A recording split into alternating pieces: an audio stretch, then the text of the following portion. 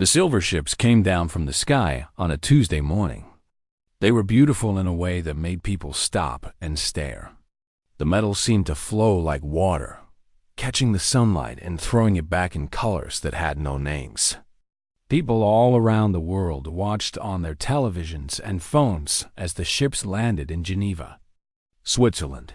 The Volanti had finally come to Earth. For 12,000 years, the Volanti Empire had ruled the stars. They controlled trade routes across hundreds of worlds.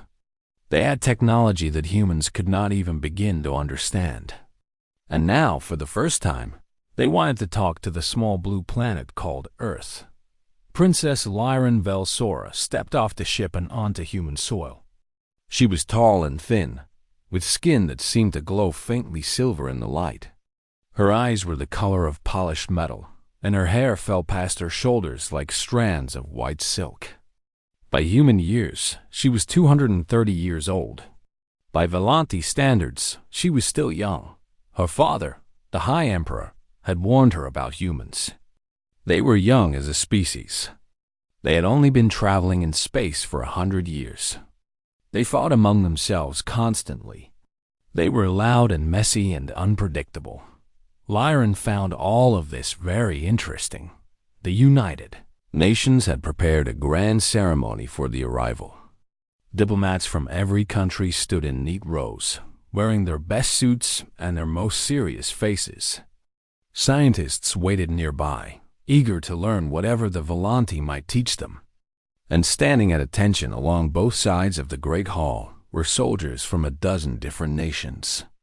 They were there as an honor guard, a show of respect for the alien visitors.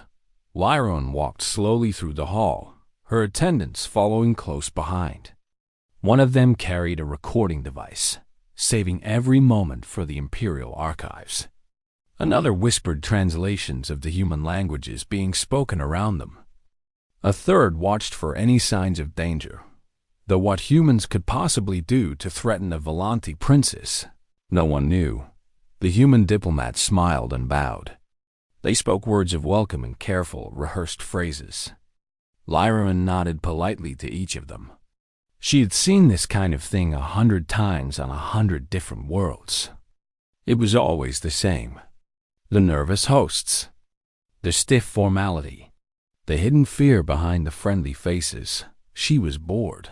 Then she began to walk past the soldiers. They stood perfectly still. These human warriors. Their uniforms were crisp and clean. Their medals and ribbons caught the light.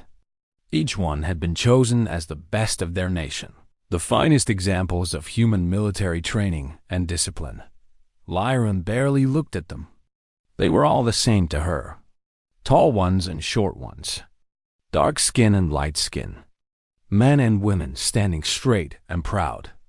She had seen soldiers on every world she had ever visited. These were no different. Then she stopped. The soldier in front of her was not special. Anyone looking at him would have seen nothing remarkable. He was average height, with brown skin and dark hair cut short. His uniform was the same as all the others. His face showed no expression. He simply stood there, doing his job, waiting for the ceremony to be over. His name tag said Rias. Lyran stared at him for a long moment. Her silver eyes moved across his face, studying every detail. She looked at the way he stood, the way he breathed, the tiny movements of his eyes. Something about him had caught her attention, though she could not explain what it was. Her chief attendant leaned closer. "Your Highness? Is something wrong?" "This one," Lyran said. Her voice was clear and calm. "I beg your pardon? This is the human I want." She tilted her head slightly, still watching the soldier. "I will marry him." The great hall went completely silent. Every diplomat, every scientist, every soldier seemed to freeze in place. The translators stopped mid-word. The cameras kept recording, but the people behind them had forgotten to breathe. Danny Reyes, corporal in the United States Marine Corps, kept his eyes forward. His training told him not to move, not to react, not to do anything until he received an order. But inside his chest, his heart was pounding so hard, he thought it might break through his ribs. Had he heard that correctly? Had an alien princess just said she wanted to marry him? The human diplomats began to whisper frantically among themselves. This was not in the plan. This was not supposed to happen. They had prepared for trade negotiations and technology exchanges. They had not prepared for a royal marriage proposal. General Patricia Vance, the senior American military officer present, stepped forward. She was a woman in her 50s with gray hair and sharp eyes. She had served in 3 wars and had negotiated with hostile governments around the world. But she had never faced anything like this. "Your Highness," she said carefully, "I believe there may be some confusion. Our soldiers are here as part of the honor guard. They are not available for marriage." Lyran turned those silver eyes toward the general. "Are you saying he already belongs to someone else?" "No, but then he's available." The princess smiled. It was a strange expression on her alien features. "I have made my choice. This is the human I will marry." Danny finally allowed himself to blink. He had grown up in a small town in New Mexico. His father fixed cars for a living. His mother was a nurse at the local hospital. He had joined the Marines to help pay for college, thinking he might become a history teacher someday. He had never expected to travel further than the next state dot. And now a princess from the stars was pointing at him and talking about marriage. The Volanthi attendants were recording everything. This would be sent back to the Empire within hours. The High Emperor would see it. The Imperial Council would discuss it. The entire galaxy would know that Princess Lyran had chosen a human mate. "This is highly unusual," one of the senior diplomats said. "We need to discuss this through proper channels. There are protocols." "I am aware of your protocols," Lyran interrupted. She had not stopped looking at Danny. "I have read about your customs. Your marriages require consent from both parties." "Very well. I will wait for his answer."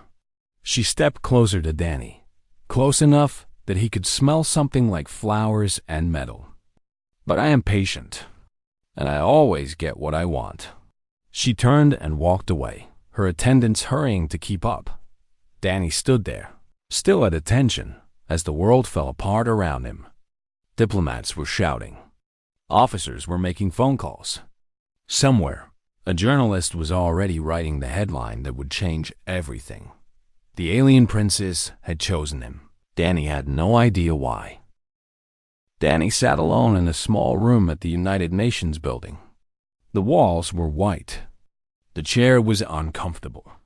A glass of water sat on the table in front of him, but he had not touched it. He had been sitting there for 3 hours, waiting for someone to tell him what was happening. The door opened, and General Vance walked in. She looked tired. There were new lines on her face that had not been there that morning. "Corporal Reyes," she said, sitting down across from him. "How are you holding up?" "I don't know, ma'am," Danny said honestly. "I'm not sure what's happening." The general sighed.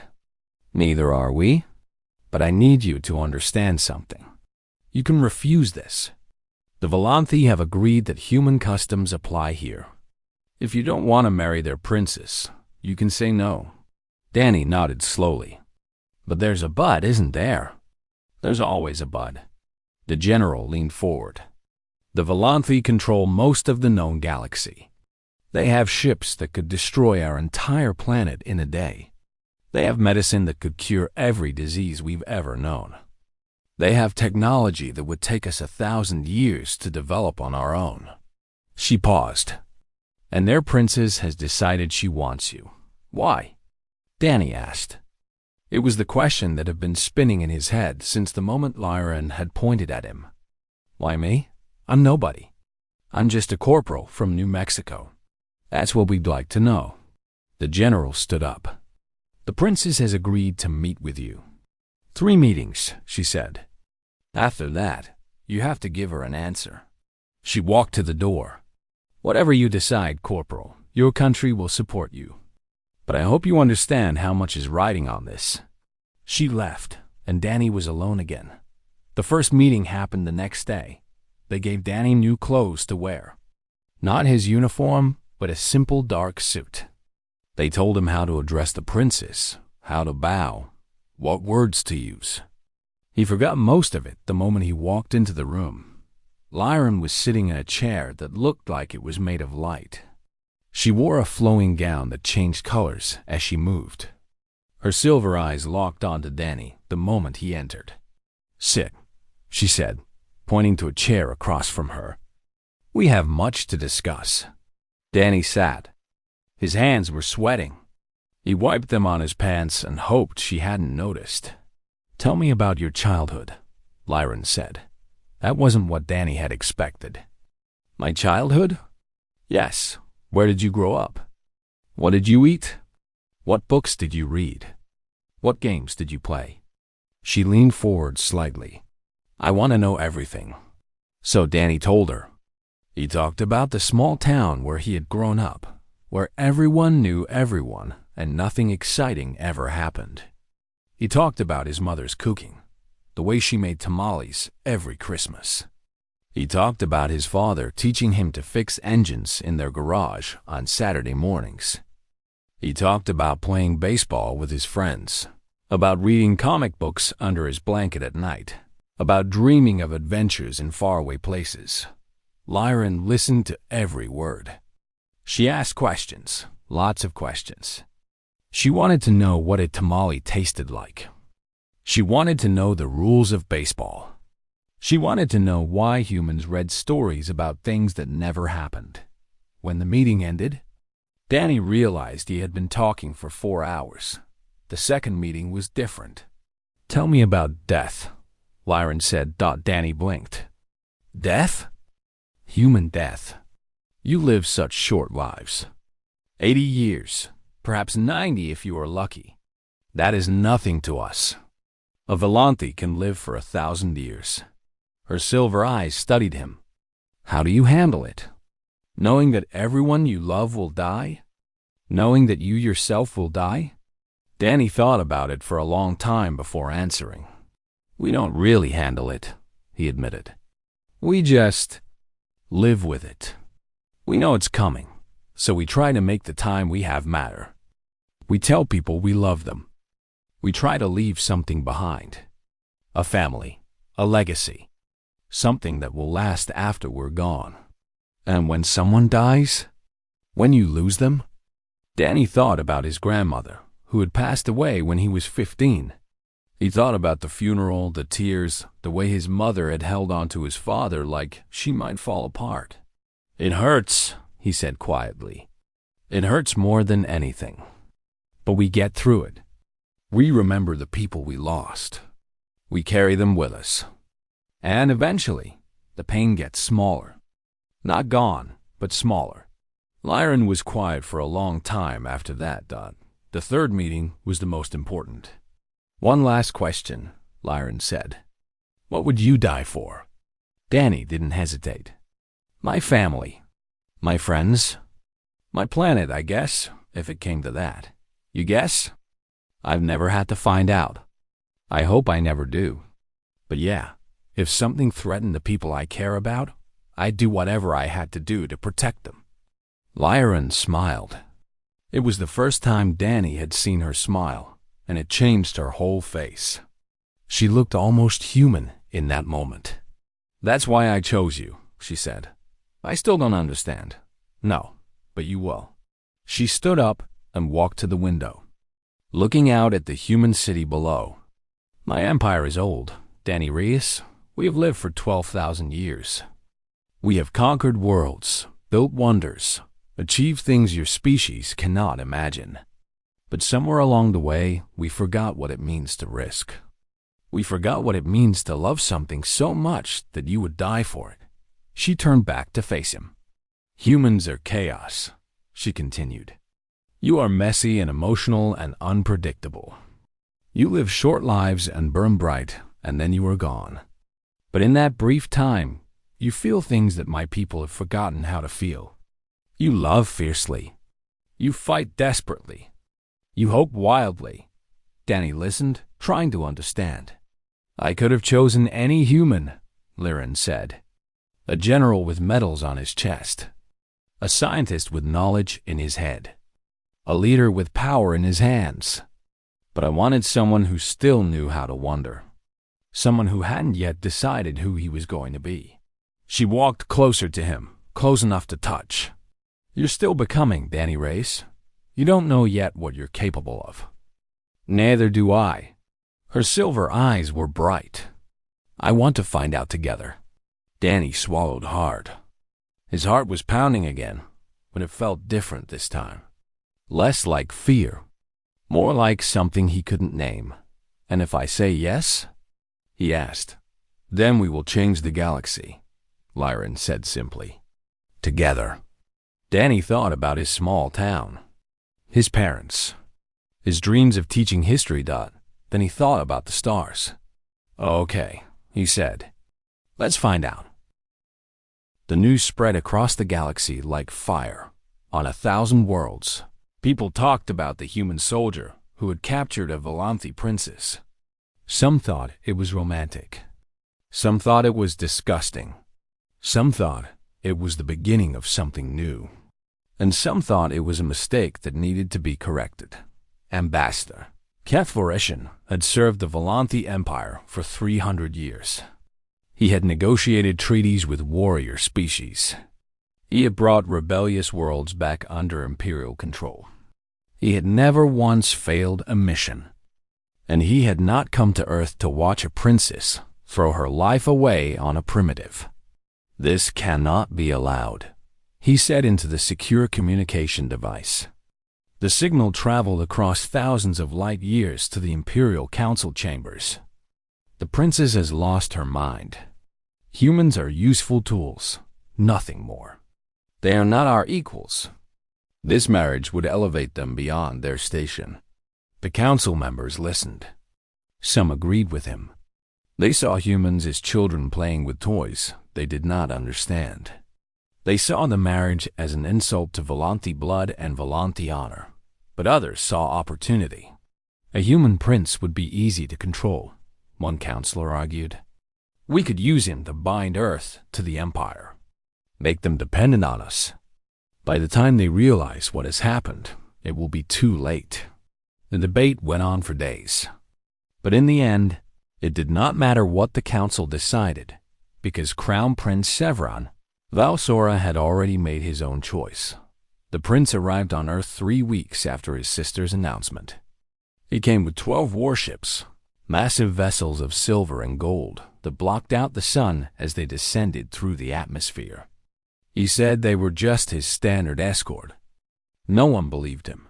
Severin was everything his sister was not. Where Lyran was curious and open, Severin was cold and proud. Where she looked at humans with interest, he looked at them with barely hidden contempt. He was 800 years old, the heir to the greatest empire in known space. And he did not like what his sister had done. The meeting took place in the same United Nations building where Lyran had first seen Danny. But this time, there were soldiers everywhere. Human soldiers with guns that seemed like toys next to Volanthi weapons. Volanthi guards with armor that could stop anything humans could throw at them. Danny stood beside Lyran, wearing the formal clothes of a Volanthi noble. He felt ridiculous in them, but she had insisted. This was a battle, she had told him. And in battle, you wore your armor. Severin walked into the room like he owned it. Like he owned a whole planet. His silver eyes swept across the assembled humans with obvious disdain before settling on Danny. So, the prince said, "This is the creature my sister has chosen." Danny felt Lyran tense beside him. But he kept his face calm. He had dealt with bullies before. Severin was just a bigger one. "Creature is a strong word," Danny said. "I prefer human. Or you could just call me Danny." Something flickered in Severin's eyes. Surprise, maybe. He had not expected the human to talk back. "You do not know your place," the prince said. "Maybe not, but I know where I'm standing." General Vance stepped forward before things could escalate further. Your Highness, we are honored by your visit. Perhaps we could discuss the purpose of your— The purpose is simple, Severon interrupted. He turned his gaze back to Danny. I am here to give this human a choice. He will withdraw his agreement to marry my sister. He will return to whatever insignificant life he came from. And this foolish mistake will be forgotten. And if I don't? Danny asked. Severin smiled. It was not a nice smile. Then I will destroy this planet. Every city, every person, every memory of humanity will be erased from the galaxy. He said it calmly, like he was discussing the weather. My ships can reduce your world to dust in a matter of hours. There would be nothing left. The room went cold. Danny felt fear rising in his chest. Real fear, the kind that made his hands shake and his stomach twist. Severin was not bluffing. Danny could see it in those silver eyes. The prince would do exactly what he said, but something else was rising too. Something that felt like anger, like defiance, like the stubborn pride that had gotten Danny in trouble more times than he could count. He thought about his parents, his sister, his friends, all of them erased from existence because some ancient alien prince couldn't handle his sister making her own choice. You think we fear you? General Vance demanded. Her voice was steady despite the threat. I think you should, Severin replied coolly. We have conquered species far more advanced than yours. We would barely notice your passing. Danny stepped forward. Every protocol, every rule of diplomacy told him to stay quiet. But he couldn't. He wouldn't. Your empire is dying, Danny said. The room went silent. Severin stared at him. What did you say? I've been learning, Danny continued. His voice was shaking, but he kept talking. Your sister has been teaching me about your history. 12,000 years of rule. Hundreds of worlds under your control. The greatest empire ever known. He paused. And it's rotting from the inside. Severin's hand moved toward his weapon. Guards on both sides raised their own. You're not dying from invasion or disease, Danny said. You're dying from boredom, from fear. You've become so scared of losing anything that you've forgotten how to live. Your people don't create anymore. They don't dream. They just exist, year after year, century after century, waiting for nothing. You know nothing of my people, Severin hissed. I know your sister chose a human, not a Valanthi noble, not a warrior from a respected species. A human, a primitive from a backwater world. Danny met the prince's gaze without flinching. That's why you're really here, isn't it? That's what really scares you. I fear nothing. You fear change. Danny took another step forward. The guards were shouting now, but he ignored them. You fear that if this works, then everything you believe about the natural order of the galaxy is wrong. You fear that maybe your empire doesn't have all the answers. That maybe you need us as much as we need you. Severin's hand closed on his weapon. Danny didn't move. For a long moment, no one breathed. The fate of an entire world hung on what happened next. Then Severin laughed. It was a harsh sound, cold and bitter. But there was something else in it too. Something that might have been respect. You're right to be afraid of us, human, the prince said. We could destroy you without effort. We could end your species with a thought. He let go of his weapon. But I'm beginning to understand why my sister finds you interesting. He turned toward the door. The wedding will proceed, he said without looking back. I will not interfere. But know this, Danny Rays of Earth, I will be watching. And if you disappoint me, if you prove to be less than my sister believes, there will be no second chances. He walked out, his guards following. The room seemed to breathe again. Danny realized his legs were shaking. He had just faced down an alien prince who could destroy worlds. He had gambled with the lives of every human on Earth, and somehow he had won. Byron's hand found his. Her fingers were cool against his skin. "I told you," she said softly. "You don't know yet what you're capable of." Danny looked at her silver eyes and strange smile, at the future that waited for them both. "I'm starting to find out," he said. The ship that carried Danny to Volanti Prime was larger than any building he had ever seen. It moved through space like a silver whale swimming through an ocean of stars. Danny spent most of the journey standing at the observation windows, watching galaxies spin past like pinwheels. His family was with him. His mother, Elena, had cried when she first saw the ship. His father, Miguel, had walked around touching everything, asking questions about how it worked. His younger sister, Rosa, had immediately started taking pictures of everything with her phone, even though the phone had stopped working the moment they left Earth's orbit. "I can't believe this is happening," his mother said for the 100th time. "My son marrying a princess." "An alien princess," Rosa added helpfully. "An alien princess," Elena agreed. She shook her head. "Your grandmother would never believe this." Danny smiled. He was thinking about his grandmother, too. About how she used to tell him stories about magic and adventure, about brave heroes who did impossible things. She would have loved this. She would have laughed and clapped and told everyone she knew that her grandson was going to marry royalty from another planet, Volanthi. Prime was nothing like Earth. The planet was older than human civilization. Its cities rose into the sky like crystal towers, shimmering with colors that hurt Danny's eyes. Rivers of light flowed between buildings. Gardens floated in the air, held up by technology Danny couldn't begin to understand. And everywhere, there were Volanthi. Thousands of them, millions of them, all turning to look as the ship descended. The wedding would take place in the Temple of Eternal Light. It had stood for 9,000 years, built to honor the union of the first Volanti emperor and his bride. No human had ever set foot inside.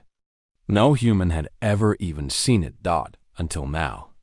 Delegations from 100 worlds had come to witness the ceremony. There were species Danny had never imagined. Beings made of fire and beings made of stone. Creatures with wings and creatures with tentacles.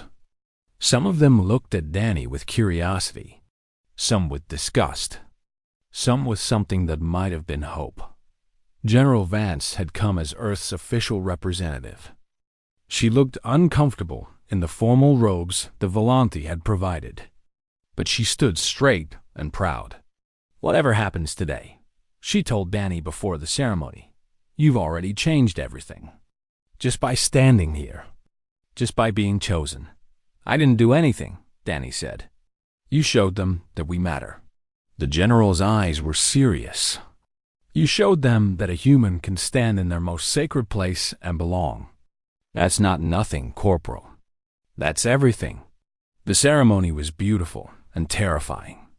Danny walked down an aisle that seemed to stretch forever. On either side, representatives from across the galaxy watched in silence. The light in the temple shifted and changed, painting patterns on the walls that told stories Danny couldn't read. Music played from somewhere, but it was like no music he had ever heard. It seemed to come from inside his own head. Lyram waited for him at the altar. She wore robes of silver and gold that flowed around her like liquid metal. Her white hair was arranged in patterns that had meaning in her culture, symbols of devotion and hope. Her silver eyes found Danny the moment he entered, and she did not look away. The priest who performed the ceremony was ancient, even by Volanti standards. He spoke in a language that had been old when humans were still living in caves. Danny didn't understand the words, but he felt them. They echoed through his bones, through his heart, through everything he was. Translation devices whispered the meaning into Danny's ear. Promises of loyalty. Pledges of unity, vows to face the unknown together, whatever it might bring. When it came time for Danny to speak his own vows, he set aside the script that Lyran's attendants had prepared for him. I don't know what the future holds, he said. His voice was steady, but his heart was racing. I'm just a guy from a small town in New Mexico. I fix cars and read history books and eat my mother's cooking. I never expected any of this. He looked at Lyran, at her strange and beautiful face, at the woman who had looked at him across a crowded room and seen something worth choosing. But you saw something in me, he continued. Something I didn't see in myself. You looked at a regular person from a regular place, and you said, that one. I want that one, and I still don't completely understand why. There were murmurs from the assembled crowd. This was not how Volanti weddings were supposed to go. I don't know if I can be what your empire needs, Danny said. I don't know if I can be what you need. But I know that you made me believe I could be more than I ever thought I could be. And I know that whatever time I have, however long that is, I want to spend it trying to live up to what you see when you look at me. He reached out and took her hands. Her fingers were cool against his, familiar now after weeks of meetings and conversations. I'm just a human, he said. We live short lives and make big mistakes and feel things too strongly. But we also love fiercely. We hope wildly. We never give up, even when we should. He squeezed her hands gently. For you, I'll try to be everything I can be. And I'll keep trying until the stars go dark. The temple was silent. Then Lyran did something that broke 10,000 years of tradition. She leaned forward and kissed him. It was a human kiss. The kind of kiss that humans shared when they loved someone. The kind of kiss that Volanti had seen in their studies of Earth, but had never understood. The kind of kiss that said more than any words could say. The gasps from the crowd echoed through the temple. When Lyran pulled back, she was smiling. Her silver eyes were bright with something Danny had never seen in them before. Something that looked like joy. I didn't choose you because you were the best humanity had to offer, she said softly. Only he could hear her now in the silence of the temple. I chose you because you didn't know you could be. And now we'll discover it together. The priest finished the ceremony. Words were spoken, rituals were completed, and when it was over, Danny Reyes was a prince of the Volanti Empire. His mother was crying. His father was trying not to cry. Rosa was still taking pictures. Even though her phone had died hours ago, Crown Prince Severin watched from the back of the temple. His face showed nothing. But when Danny looked at him, the prince gave a small nod. It was not approval, exactly. But it was acknowledgement, recognition. Maybe even a little respect. That night, there was a celebration like nothing Danny had ever seen. Music and dancing and food from 100 different worlds. Creatures he couldn't name congratulated him in languages he couldn't understand.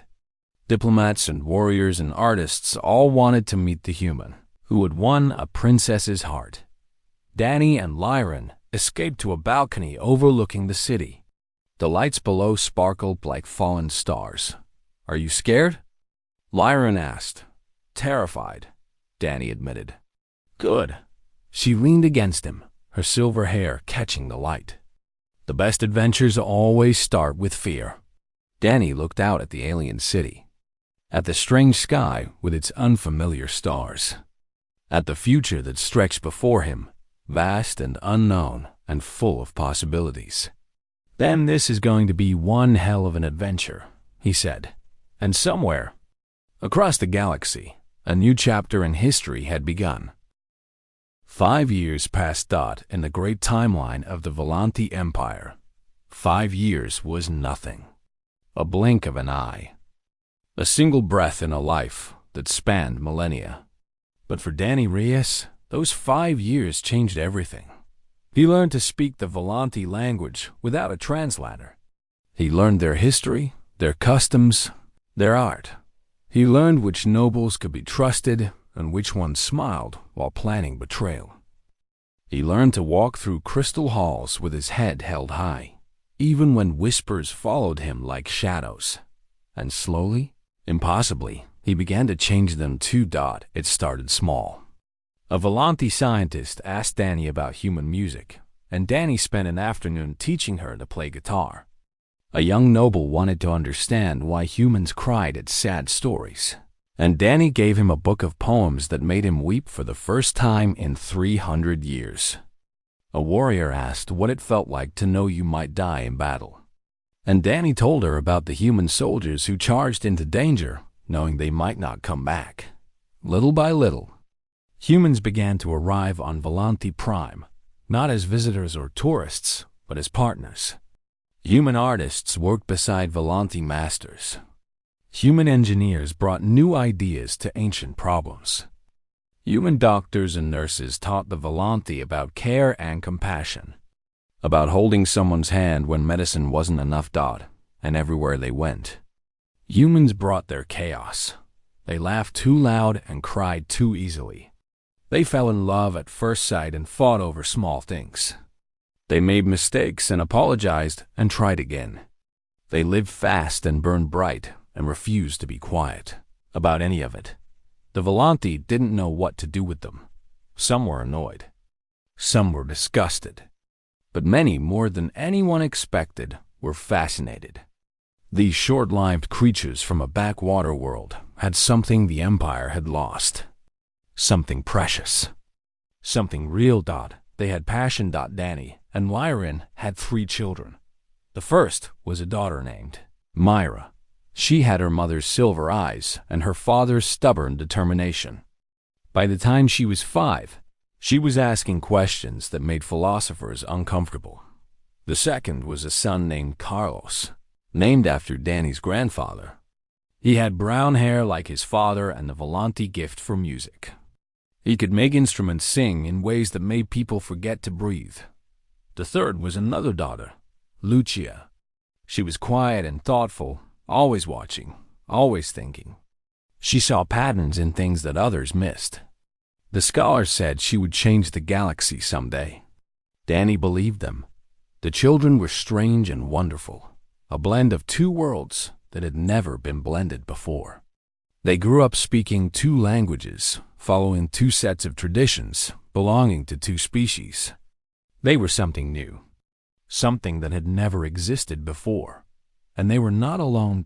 Other marriages followed. Other unions between humans and Volanti, between humans and species from distant worlds. The barriers that had seemed so solid began to crack. The rules that everyone had accepted for thousands of years began to change. Ambassador Keth Varishan came to Danny on a quiet evening, 20 years after the wedding. The old diplomat looked tired. The arguments he had made against the marriage seemed foolish now, even to him. "I was wrong," he said simply. It had taken him 20 years to say those words. But he said them. Danny nodded. "What changed your mind?"